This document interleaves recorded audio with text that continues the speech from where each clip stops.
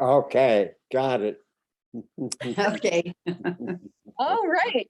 So welcome back, everyone. We took last week off. And now we are jumping into the generations of Noah. There's already been a little bit of discussion about ages. So yeah, let's actually just dive right in because there's a lot of history, but also we're starting to dive into some of the other stories. So yeah, one of the first things you kind of notice about this chapter is the ages, right? Of everyone. Mhm. So what do you all think of this genealogy here? Just listing one person after another, listing the sons and the ages and when they had kids and how old they ended up being. What do you all think? Well, do they have to be this old in order to be populating the earth? That's an interesting question. I mean, Yeah, Mary Ellen? Well, I was just going to say, I got caught up in, you've mentioned the poetry. Yeah. And I've lost the reference to it, but I got caught up in almost a rhythm, a repetitive, and I just, it just read as poetry to me, plus, of course, the men's ages, but that really hit me as. The one thing that everybody remembers is that, oh, he's older than Methuselah. Yeah. Yes, And if you yes, look, Methuselah lived the longest. yes. I Of was those looking for that. listed, he lived the longest. So I absolutely went back and checked out every other age at the end I of did. all those paragraphs. yeah. And I went, nope. Yeah. See, we can't really live in this world without knowing that, where it all came from, right? Shakespeare and the Bible. We have so much in our everyday speech that Mhm, goes directly from it, right? mhm. Yeah. Yeah, so it's like you have this one thing of like, we know the name Methuselah, but like without kind of the context, it's like, who the hell is Methuselah? And what Methuselah, Yeah. yeah. Right. But Mary Ellen, you actually you bring up a wonderful detail here about the kind of rhythm and repetition. That's by design. So it's lovely that you bring it to light because a lot of family lineages are memorized. So this is very clearly from an oral tradition. And when you're memorizing names and dates, you need something to help you. It's just rogue memorization is really hard, especially if you're like passing it down to the next one. And we're gonna see, or genealogies pop up a lot in the Bible, and this is like the first really big one. We see that there's another one when they're talking about the lineage of Cain, and you get like a little bit of that, but this is like the first really meaty Hebrew lineage. And so, yeah, there is this poetry to it. The repetitiousness, you fill in the names and the ages and you kind of get in that rhythm of reading. So Yeah. I thought that also that they were from different traditions, so they were weaving together the two traditions. So that was one of the reasons, or not? Which one is it? I may have misunderstood. what two traditions are you talking about? Well, in the book that you told us, to read, and also down at the bottom of my thing, it talks about weaving together the priestly tradition, which is a little more orderly, and they love to do these kinds of things, and the Yahwist tradition, which is a little different. And even in my the New Oxford Annotated Bible, there are two lineages actually written out. So. And they say that I didn't even notice that yesterday. I thought they were trying to establish that Noah was a very important person. 100%. Yeah. So yeah, that's the other detail that I thanks Sue for bringing it up. So you have the priestly lineage and the Yahwist, the very human side. And so we start to see some of the like how the editor is seaming these together. So let's jump in actually and look at some verses in particular. So chapter 5, verses 1 and 2. I want you to put like your hand on this page because we're going to do some compare and contrast with language here. So verse 1 and 2, this is the list of the descendants of Adam. When God created humankind, he made them in the likeness of God, male and female. He created them and blessed them and named them humankind when they were created. So put your hand there, and then we're going to flip all the way back to the beginning of chapter 2. Or let's see, where do we have this? Yes, so chapter 2, verse 1, we have, thus the heavens and the earth were finished and their multitude. And on the seventh day, God finds work and rest. God rested from the work that he had done. Verse 4, and these are the generations of the heavens and the earth that were created. You could almost see how if you took out the rest of 2, 3, and 4, these two sections feel like you could seam them together. Yeah. The language is very similar. And it almost feels like a direct continuation, because in chapter 1, we have God creating man and woman in God's image. He created them male and female. And you see that like they're created together, they're created as a pair. And then we get an echo of that back in chapter 5. Made them in the likeness of God, male and female, he created them. So we see the similar language. And once again, we almost have like this zoom out of God, where God all of a sudden becomes celestial again, not the God walking around in the garden.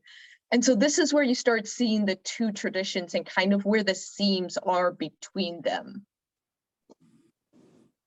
So what do you, I'm going to pause there. Does anyone have any thoughts on this kind of interesting language similarity and bouncing back and forth?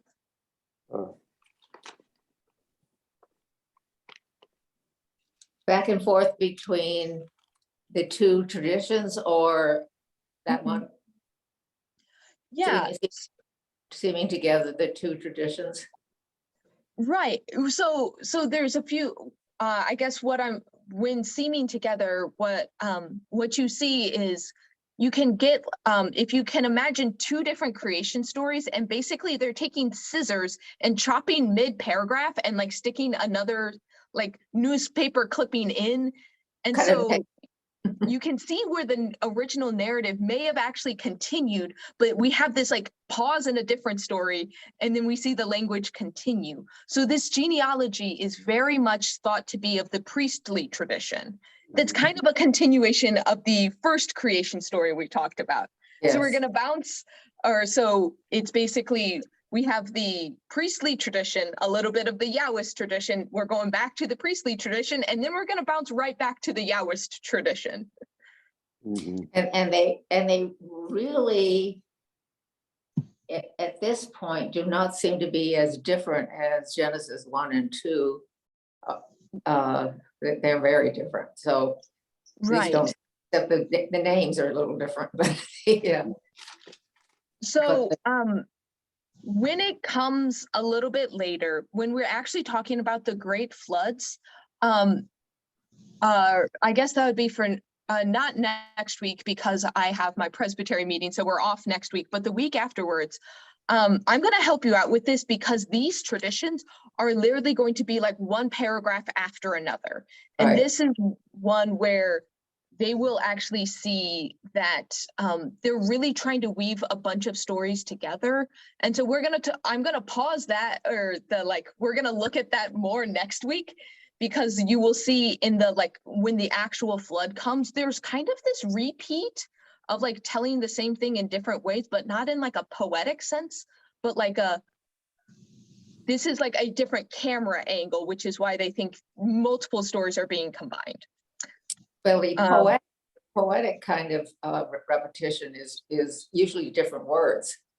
Right. Yes. Not like similar really events in different paragraphs. Yeah. That would be interesting to have that. We should have Bibles that have different colors that we know. So I'm going to actually see if I can dig out a seminary worksheet that I did. So putting that subject on hold, because we'll get to that. There's just a few details that are interesting in this genealogy that I wanted to point out. Mary Ellen, is that like a jump in hand, or? No, I'm sorry. No. Okay, that looked like is she gonna stop talking so I can? That was just a rest of hand. Okay.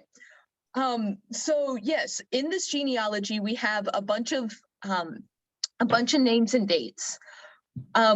People have very much tried to figure out how they are marking the years, because most people don't think these humans live to 900 years. But there's no kind of one size fits all of ways that you could create like a way to accurately guess how they're marking the years. Some people guessed it was like a 6-season cycle that matches more like lunar and solar phases, but it doesn't actually work. There's a few other things. There's just not a consistency where we can find a good answer of how they are judging time.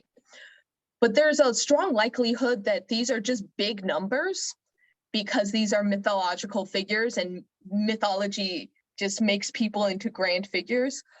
Or there is some kind of way that they're marking time, that they changed how they were marking time, and we just don't know what it was. But there's a lot of work of like, how can you measure time to add up to 900 years? Because this seems wild. But that said, the scholars don't agree at all. The only other detail I want to point you to is verse 24. Because there is a rhythm and there is a pattern, and this verse is weird. Yeah, this one broke the pattern. Enoch walked with God, and then he was no more, because God took him. Took him. Yeah. It's just like a science fiction movie.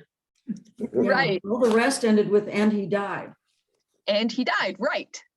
Mm. So the question is, what happened to Enoch? Do we know? The general assumption is, so there's 2 people in the Bible who are said to have not died. Jesus is not one of them. Jesus very much dies and just comes back to life. There are 2 people who don't die in the Bible. Enoch is one of them, generally speaking. They just think that like he walked with God and just like walked into heaven or something. We don't know what happened to Enoch. And it's shorter years. Right. 300, like a third of everybody else. Sort of beam me up, Scotty.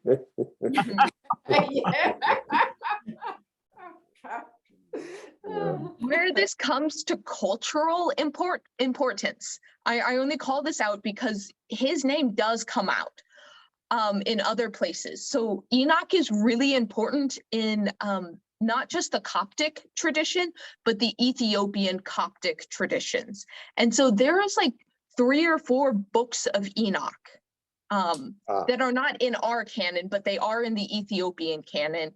And they are of this like very fantastic, whatchamacallit, apocalyptic, like big imagery, walking in heaven with angels. The Ethiopian church keeps a very tight lip about these books. They're very secretive. There are a few copies that have gotten out. And so there's a lot of like prophetic literature that gets built around this figure Enoch, but also in the like Christian lore, Enochian, which relates to Enoch, is said to be the language of the angels. Mm. And this Enoch in the Ethiopian Coptic Church, this book, is that they say this is a book that Enoch wrote? Yes. Okay. So he gets put in along with like Isaiah and Jeremiah, and then you have Okay. Enoch 1 and Enoch 2. Mhm. They just they're not accepted as canon outside the Ethiopian church. Okay. So it's kind of, he's this weird, fantastical person. And this is really the only like agreed upon canon that we have, is that Enoch walked with God and then he was no more. Okay. He went to Ethiopia. Yes. Right. All right. So then at the end here, we have the birth of Noah at the very end of chapter 5. And then the plot kind of starts moving again. We just have a bunch of like lineages. The world is moving on.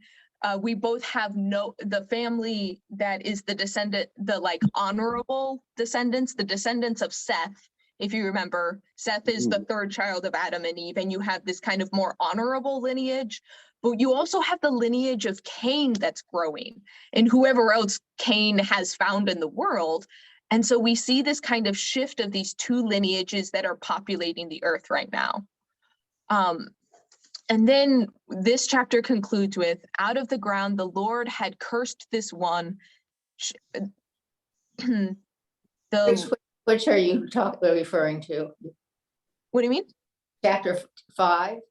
Chapter 5, starting at verse 29. Okay.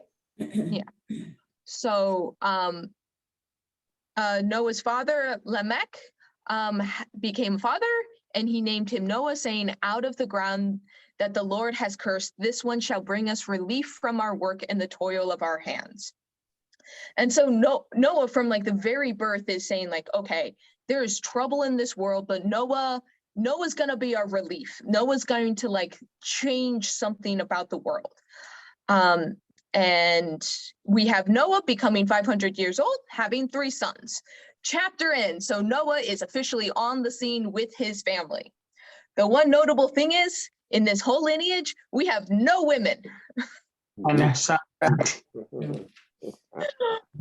So, I mean, there is the question of like, not just like who is recorded, and like this is very patriarchal lineage. But if you compare it with these two lineages back and forth, one kind of being cursed and damned, and the other one being honorable, where are they getting wives? And do the wives contribute to the blessedness or cursed of this family lineage? And it seems like because they're largely ignored, the women are just kind of in the background. And we're going to see that with Noah's sons' wives and how they kind of like, are they influencing things, or are they just kind of like furniture in a way, baby producing furniture? Probably, yeah. The beginning of the next chapter is even weirder than some of the other plays. They talk about Okay, so what makes it weird? what? Well, they talk about the, I don't know how to pronounce it, Nephilim. Nephilim. What? Yeah. The Nephilim. Who are this is where the women appear, and they saw that God saw that they were fair, and they took wives for themselves of all they chose. Then the Lord said, my spirit shall not abide in mortals forever, for they are flesh. Their days shall be 120 years. Okay, but then the Nephilim were still on the earth, and where is it that they are? And so afterwards, when the sons of God went into the daughters of humans, is that having Children? Yep. They bore children. So these are going to be half God and half human, or so. I mean, it's just really, these were the heroes and the old warriors of renown. So the old warriors of renown are half God and half human. I mean, this is just, I think, kind of weird stuff. So yeah.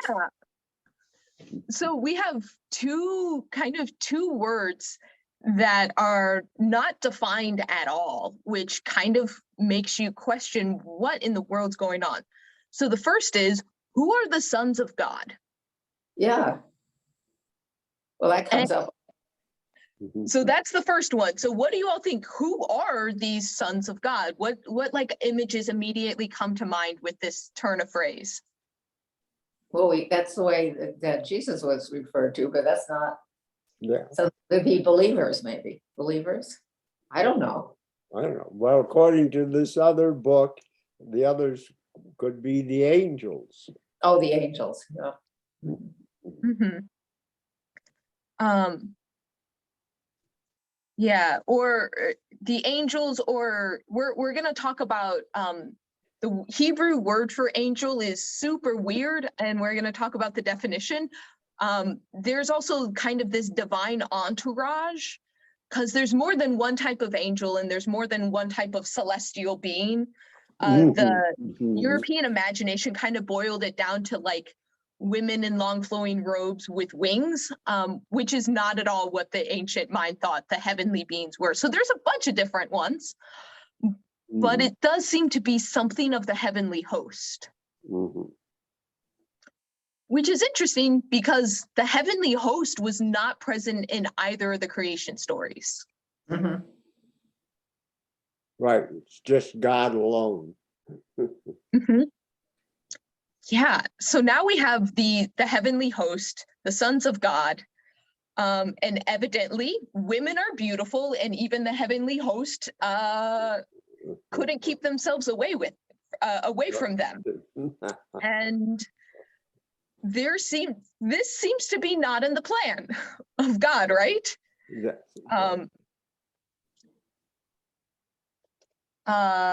So we have both this, my spirit shall not abide in mortals forever, for they are flesh, and their days shall be numbered to 120 years. So this kind of, we have the establishment of kind of the normal lifespan. We don't know if this is like where people started recording time differently, or if the previous ages were pure mythology, but here we have an establishment that 120 years is about all you got. I mean, even today, if we reach that, that's a long life. And so, I mean, it's kind of, yeah, this section's like a few like weird facts all like scattershot here. So the next question is the Nephilim. What are the Nephilim?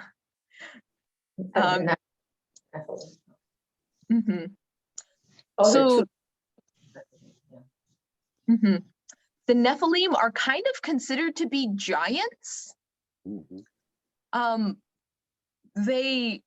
are some imaginative people that think they may be proto-humans, because there were other species of Homo sapien before, or Homo erectus, like think of like the Neanderthals and the other races of human-like things that weren't quite us. And so there are some that think that this is kind of a weird historic memory of when there were things that were not quite human that we interacted with and exterminated. That's also maybe a thought of what Cain went to. If Cain went to something more like a Neanderthal clan that's not quite human, but not quite not as well. There's another thought that this actually might be a memory of like ice age animals. And like, are they remembering mammoths? This is when the mammoths were walking the earth. And it just kind of gets mythologized. And then you have this kind of cultural imagination where they're thinking of giants and these other things. But the thing is, we actually have no idea what the Nephilim are. They never describe them. We don't have any recorded images of the Nephilim. We don't have like cross culture. A lot of times we go to like Babylon and the Babylonian ruins to look at their imagery of what some of these words mean. We don't really know what the Nephilim are. So they're either mythological beings or they are some kind of cultural memory, likely from the Ice Age, that kind of just has been passed down and distorted. The Ice Age was what period in relation to what we think is this period? I don't have internet, so I was gonna look you up a date, but I can't, unfortunately. Mary Ellen, what's going on? Well, the Ice Age would have been eons before any of this. Yeah. Millions of years before this. Yeah. Yeah, so the interesting thing is though, there, especially with Australian Aborigines, there's anthropologists that went and listened to their stories and like drew pictures of what they described, and what they found was literally their stories to this day remember Ice Age animals. like to the T from the remains that they found in the area. So it's not impossible. It's just one of those weird things. Mary Ellen, I cut you off though. That's all right. This is just a comment, but I'm seeing a parallel between the Nephilim procreating with humans, and I'm seeing a parallel with the Greek gods, how they created with the humans as well. And Oh, I don't know what the significance is of that, or if I'm totally off base, but I'm kind of hung up right now on that parallel. You have every right to. That is actually one of the other things that's discussed in this little section here, is that, yeah, it 100% sounds like Zeus liking a woman and going and having like a demigod with a human woman. So this is where, once again, the early tradition that we have here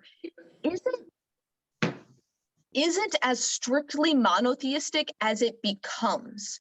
And yeah, you can, what this actually may function as is kind of a wink to, like, yeah, there's stories of heroes and demigods and all those other things that are coming from other cultures.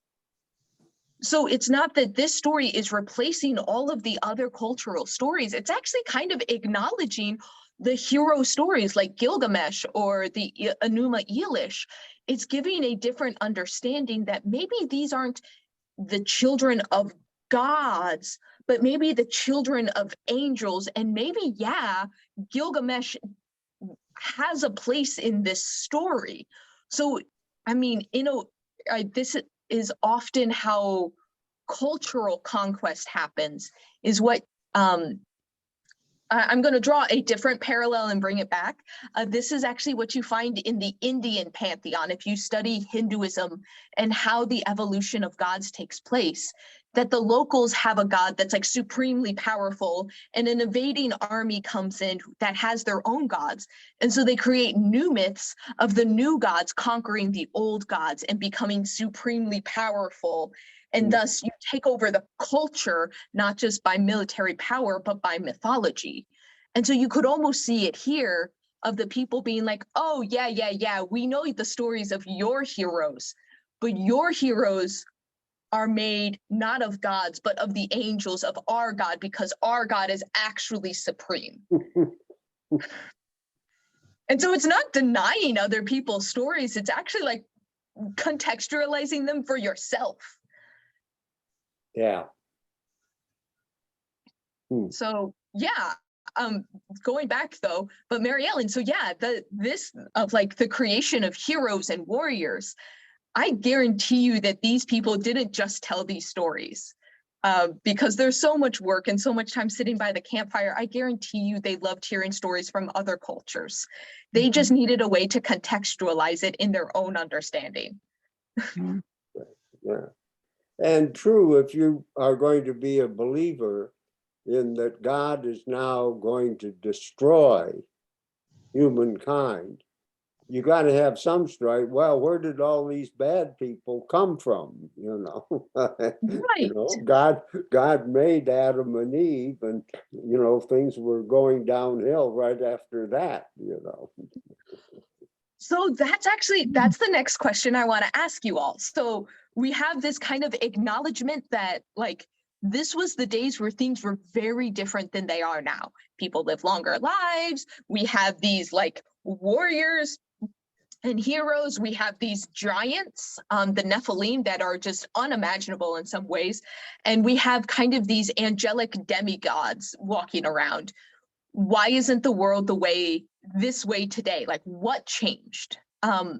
How did we get to the spot where the Nephilim are no longer walking the earth? Because we don't have the Nephilim, we don't have the sons of God, we don't have these old warriors. What happened?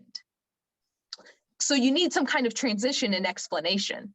And so now we see the transition to the story of Noah and like what happened here.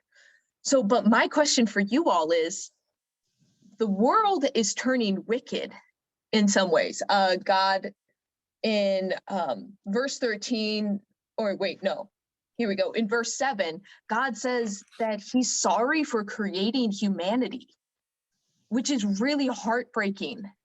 And evidently the badness is extending beyond humanity, because God's willing to wipe out the animals as well, and the creeping things and the birds. And once again, we see this almost fallible God, where Genesis 1, like God is speaking everything and everything is good. And we have this priestly tradition. We have this lineage where once again, we have this big view of this zoomed out view. But once again, now we're switching to that more Yahwist, the Lord, which is Yahweh, is once again human, with human emotion, or like with emotions we understand, who is sorry, who created these things, and is now, there's regret in there. So what is it that actually is making humanity sour in the eyes of God? Is it really the fall? Is it Cain and Cain's tradition? Is it the sons of man who are kind of corrupting the original creation? Because those are kind of the three factors at play. So It's what do kind you of all think? Yeah, excuse me. No, throwing it to you all. Like, which of these three factors do you see as the primary thing? Oh. Well, they all end up with bad people. You can accept all three of them, I guess. But they don't, it really lacks specifics. What was the nature of the evil? The first one is the wickedness of humankind was great, and every inclination of the thoughts of their hearts was only evil continually, or whatever that means. You know, not What? their behavior, it was what they were thinking. I will blot out from the earth the human beings I have created, and also the animals. And what did the animals do that was bad? So, Right. Yeah, it seems extreme, doesn't it? does it's almost like there was a flood and they had to figure out how to jump. Well, they went to Babylon. Well, no, this tradition existed before the Babylonian captivity, so they couldn't have just have gone to Babylon and read about it. So, but it is Strange. very Well, strange. they mention a lot about, Things are much being worse now, people and of- God isn't doing anything about it. I mean, he's not wiping people out. Yeah.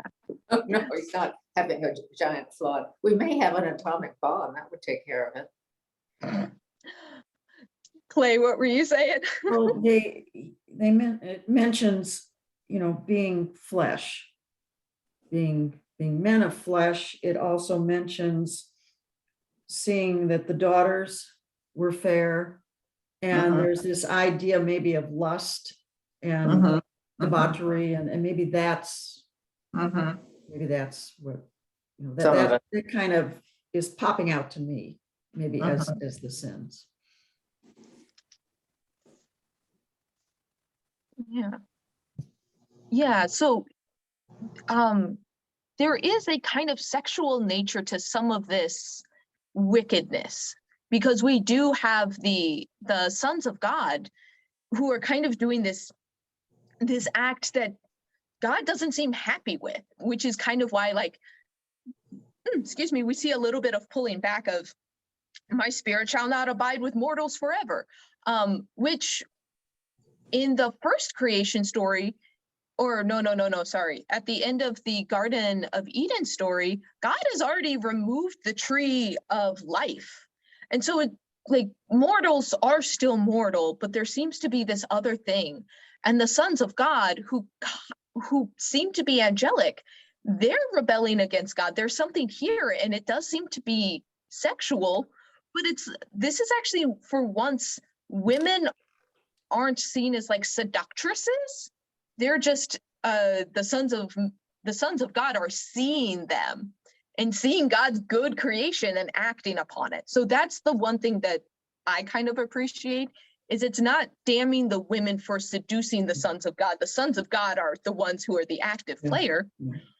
But this kind of seems to be there's something going wrong in this. Like, this isn't what God intended. There's like, we both have heroes and warriors, but this is, but then the people have like violence and wickedness in them. We don't know if it doesn't relate it back to, though, Adam and Eve directly, but it doesn't really draw this wickedness to like any one point in time at the same time. Mhm. But it also doesn't seem to be fully humanity's fault, because the sons of God are involved in this situation, which humans are very passive, like being acted upon by these angelic beings. Like, you can't, so there seems to be like a mess of things, which is like, why is humanity getting corrupted here? Mhm. At the same time, Sue, you kind of threw the comment away, but I actually think you're onto something. Did they have to explain a natural disaster? Yeah, Were people actually trying to justify something that actually happened and find an explanation? And this one, yeah. They were also to say that God was angry and then this happened. right. And so that's the other interesting factor in this. There is no evidence for a global worldwide flood. So there's, geologists have checked these things for years. You go over to the place where we are living now in the Americas, and there is no sign of a flood that covered the entire face of the planet. There's been some really interesting documentaries about this on the Discovery Channel, and said if you were to cover all the mountains, we would actually drown because there'd be so much water content in the air we couldn't breathe. What they do think is that there was a localized flood that, and there is evidence to this, that there was a flood that knocked out a lot of life in the Fertile Crescent sometime in the ancient world. I don't have the dates on me right now, but because a flood story comes up in most traditions in this area, which is why it's present in the Babylonian tradition. That's where I get the Epic of Gilgamesh and the Enuma Elish mixed up. One of the two is a flood story, and they find other flood stories, and they think that this was like a truly horrendous flood for this area, and it's passed down, and people are grappling with like, why did this happen? And this is kind of one explanation. Yeah, Joanne, what's up? When I read this, I was thinking of your picture of the earth with the dome of water over it, covering an area, not necessarily the world, but they talked about it. The one thing I questioned, it talked about, and I don't quite know where it is, but the water coming up from the earth. Mm-hmm. But I thought of the dome over, and how is the water coming up from the earth? It was one of the things I questioned. I forget the term they used for it. Yeah, so that comes up spring. in more in like chapter 7. We're going to get to that, because yeah, this really fits into that dome where God releases the waters from above and the waters from below, and it kind of fills the dome. But that actually lends itself to a more localized thing that happens. If your whole world that you think is contained in a dome, that's a very different thing than water covering an entire sphere. I was thinking of it as a dome over the area, not the whole world. Yeah. Although I guess you meant it when we spoke of it as the whole world. I thought of it as a picture just over an area. Right.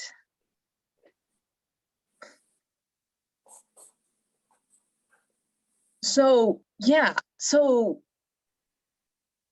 we have like 15 minutes left, and with this, I think we have enough context to go into this next section of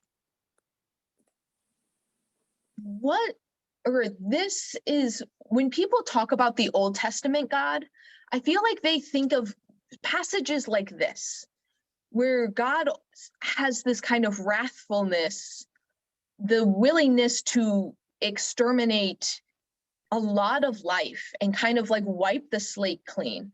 And there's a lot of people that are very uncomfortable with this kind of with a God who is at first seen as like a benevolent creator, but also willing to wipe out life on earth. And I'm curious how you all grapple with this kind of a thing where God, yes, is saving one family that is seen as righteous, and one of every or two of every kind of animal. And we have the description of the ark. There is a replica of it in Kentucky. It's attached to the Creation Museum. So you can do with that what you want, but it is interesting to see the measurements. Actually, we have a rough estimate of how big the measurements are. Yeah. But I the figured fundamental it question out. here is, Did you? how I do we feel figured- about what is this saying about God if God is willing to wipe the slate clean besides for a handful of people and animals?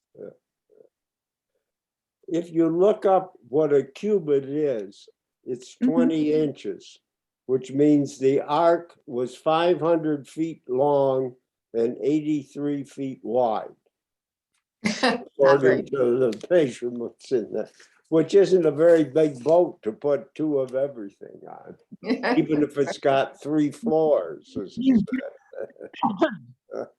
And as we went on, and maybe I shouldn't jump ahead, it talked about taking 6 pairs of everything, not Yeah, 7, yeah. With 7. certain ones. Yeah. Yeah, 6 extra. a few spares. Yeah. Mary Ellen? You were asking, what does this say about God?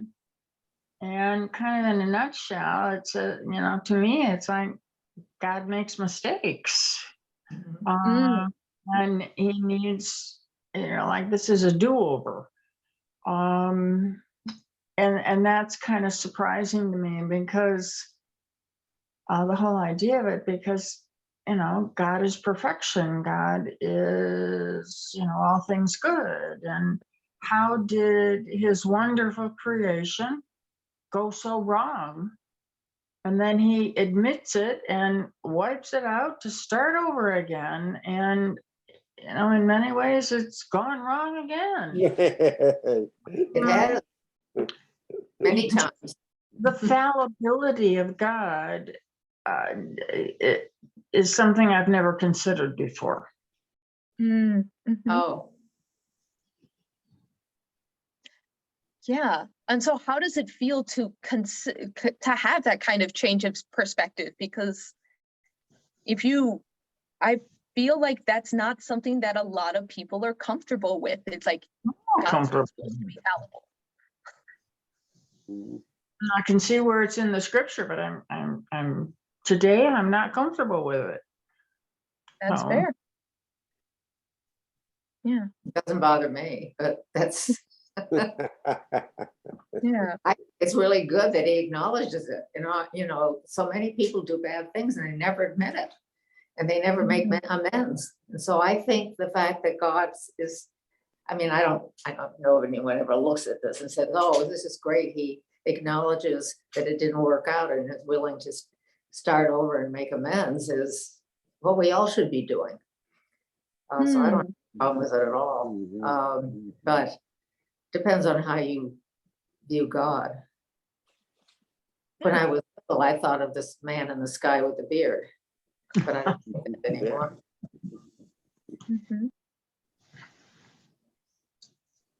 Well, I sort of do. Yeah. Yeah. So any other thoughts? Any other opinions of a God who needs a mulligan?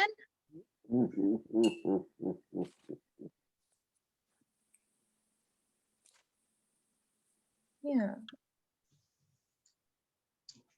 Well, the fact that it hasn't turned out any better certainly offers convenient framing of why things are as bad as they are. You know, why does God let bad things happen? Why does, you know, why are there still all these evil people in the world? You know, well, And even more of them. yeah, God tried twice and he still didn't make it. So chances are there's not going to be a third strike. Well, he didn't even get better right away. I mean, right afterwards, there are all sorts of things that are described that are not very nice. Yeah, there is a not safe for Sunday school event that happens right after Noah. disembarks from the ark, there is a big part of this story that is not at all in the children's illustrated books. And that is one of the very uncomfortable stories found in the Bible. But we see, like, from the moment they get off the boat, it's not necessarily better. No. Is that the one when he's drunk and he? No. It deals with, Noah immediately plants a vine, grows some grapes, makes wine, gets drunk, and then there's this kind of innuendo interaction with one of his sons. And we'll get to it, but there's kind of an ambiguity of what's actually going on here. Yeah. Right. So, but yeah, it's interesting that you would think if God, like, once again, if God was powerful and maybe the first round went wrong, wouldn't God know a perfect solution to fix it? And God's solution doesn't really fix it. Mm-mm. Noah wasn't as good as he thought he was. Right.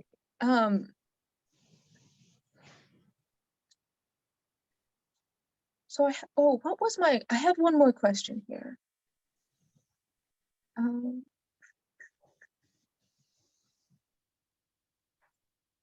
Man has free will, and if man has free will, he might fall off the wrong side of the boat. Yeah.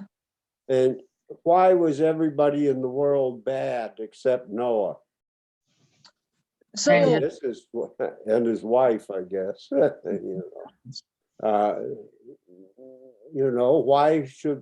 Why should God expect things are going to come out any different when, he had to save somebody to repopulate the earth. But how is there any indication that they're going to be any better than anybody else he might have picked?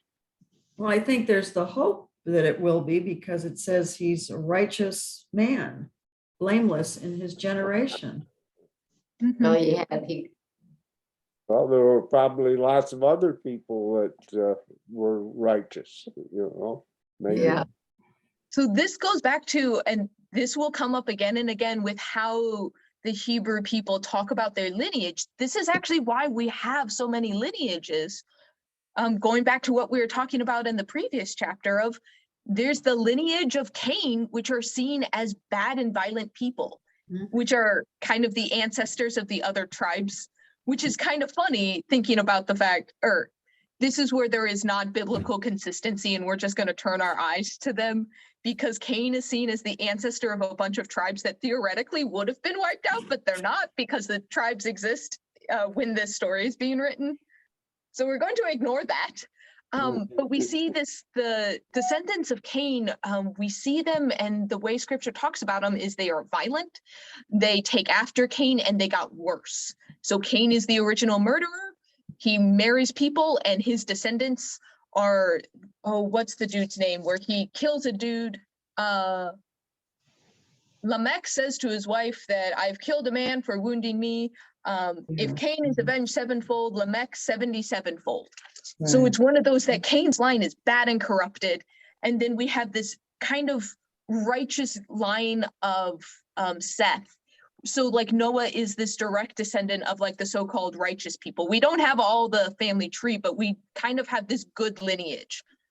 And so, but there's one last important kind of turn of phrase that I want you to pay attention to in this kind of righteous, this idea of there is a righteous line that we're paying attention to. There's a lineage that's important, that is kind of set apart from the rest of humanity. And so if you go to verse 8, chapter 6, verse 18.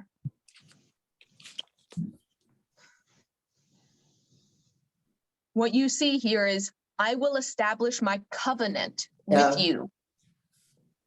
This is the first promise that God makes with a particular human and a particular human's family.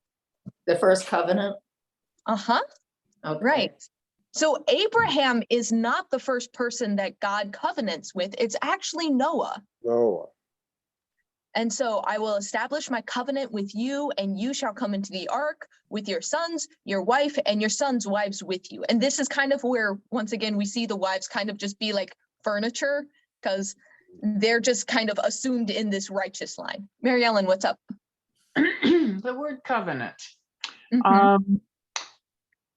My understanding of the word covenant has always been that it's a two-way promise. Exactly. So God is giving his covenant. What is Noah's part of it? Part of the covenant. Noah's part is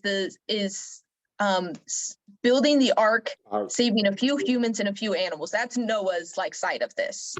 So Okay. God's like, I'm going to save you, but you also have to do the work to be saved. Okay. Because I was having trouble with the second part of the covenant and thought perhaps I misunderstood the word. Oh, no, you're 100% right. Oh, okay. I like that. Okay. Yeah. All right. So that's the two parts of it. All right. I'm on. Right. So we're getting close to time, but once again, to bring it back to cultural understanding and interpretation of this original covenant, in both the ancient world and also in the time of Christian missionaries, which this is like a little bit of unfortunately dark parts of Christian history, is when we took Christianity to the Americas, and we can there's a question of whether the native inhabitants of North America were included in the Noahic covenant. So the Noahic covenant effectively is the justification of universal human morality. So theoretically, if all of humanity is wiped out in the flood, which is what this story is saying, even though we think of it more as a localized flood, that means all the descendants of Noah have this kind of universal morality that God establishes at the end of the flood. So things like the 10 Commandments are kind of seen as that like base level human morality. And they see that as a Noahic covenant of just humans' base level morality. And so that's when there was a debate when they went to the Americas, and there's missionaries that are like, wait, these are a different people group. Are they subhuman? Are they a part of the Noahic covenant? The people of Africa were seen as a part of the Noahic covenant because they were seen as the descendants of Cain, but the indigenous people of the Americas sometimes were not seen as a part of this covenant, and therefore like even below humanity. They were seen as animals, basically. So that's how this kind of progressed through humanity. But theoretically, this covenant theorizes that all humans have some sense of morality in them. How did the descendants of Cain get through the flood? Don't ask. There is contradictions here. Yeah, because theoretically the descendants of Cain would have been wiped out, but for some reason we ignore that. Okay. All right. They were someplace else. All right, but with 1 minute remaining, is there any other final thoughts about this passage and this kind of like setup for the rest of the Noah story?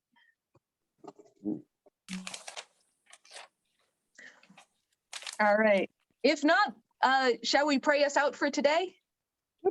What are we going to do for next week before we pray us out? Oh, next week we are not meeting. It's the first of the month and I have my Presbyterian meeting. Okay. The week after that,